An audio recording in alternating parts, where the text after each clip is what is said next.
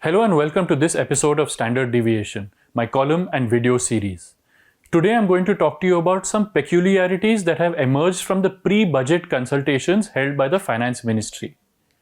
The Finance Ministry's pre-budget consultations are nearly over, and they've yielded two broad and largely rhetorical questions. The first is, when did the budget become a wish list for all and sundry, regardless of the impracticalities of the wishes? And the second is, when did India's private sector get reduced to constantly having its hand out, asking for more and more fiscal assistance with no commitments from their end?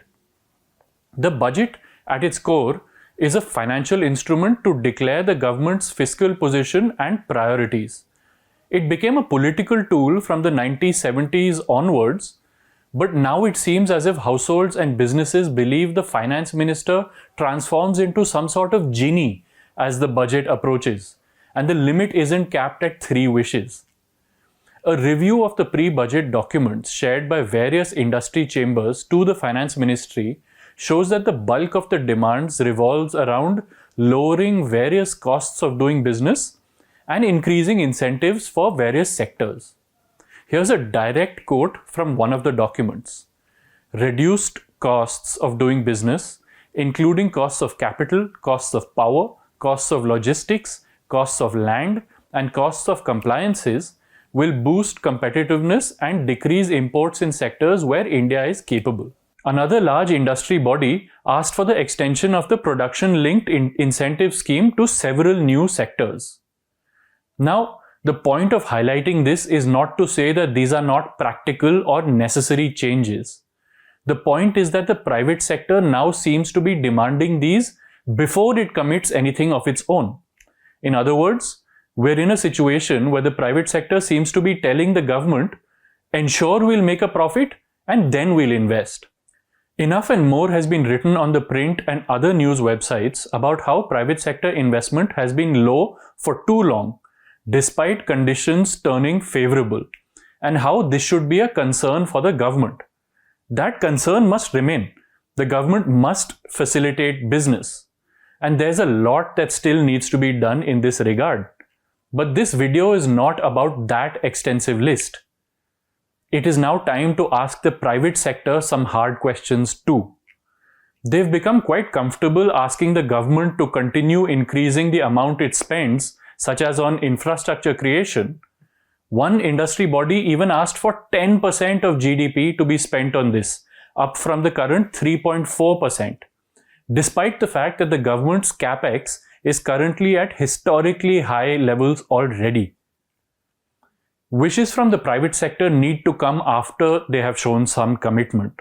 The model must be along the lines of, we're investing in this sector, but here are the problems we are facing, please address them, rather than first make it profitable to invest in this sector and only then will we put any skin in the game.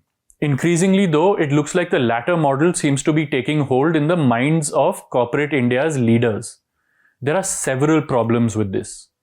The first is that it saps the private sector of its vitality. Corporate India and startups have driven innovation in India. There's nothing like the profit motive to push a company to find innovative solutions. An over-reliance on subsidies, especially before venturing into a business first, can prematurely sate this hunger for innovation. Subsidies and tax breaks are great helping hands, sure, but they cannot become the sole drivers of profitability. The second problem with such a model is that it's all about the wishes and no thought is given to the consequences. The corporate India wish list seems to suggest that they want the government to spend more and provide more incentives while also cutting tax rates and somehow ensuring fiscal discipline is maintained. How is this even possible? Coming to households, the overwhelming bulk of their demands have to do with reducing income tax rates. This is much more understandable. Inflation has outpaced wage growth for the vast majority of India's workforce, and so they want less of what they have left to go as tax. Fair enough. The problem is, any likely reduction in income tax rates will barely make a dent in household finances. Only about 1 to 2% of India actually pays any income tax, while about 5 to 6% file income tax returns. Incomes up to around 7 lakhs a year are already exempt from income tax. Even if this is hiked to say 10 lakhs a year, the overall impact on households across India will be minimal. Similarly, a tweaking of the higher slabs to reduce the tax incidence on the middle class, which is no doubt a desirable thing, will impact only a tiny fraction of India's population. This is not to say that it shouldn't be done. It's just that even if it is done, it's not going to materially impact demand in the economy. In fact, India's households would be better off making demands of the GST Council rather than the union budget. A recent paper published by a professor from the National Institute of Public Finance and Policy points out that several parts of the GST regime are regressive. That is, the tax incidence is more on the poor than on the rich. The paper finds that of the items that are exempt from GST or that have a zero GST rate, a higher share of these is consumed by high-income households. On the other hand, lower-income households consume a higher share of the items in the 12 to 18% brackets. So, the poor are paying more of the higher tax rates and the rich are benefiting from the zero tax rates. This needs an urgent review. Finance Minister Nirmala Sitharaman on Saturday said that the group of ministers that was tasked with reviewing GST rates will share a status update of its work only by August, when the council will meet again. Actual deliberations will start only then and will really pick up speed only once the GOM submits its final report. There's no news on when that will be.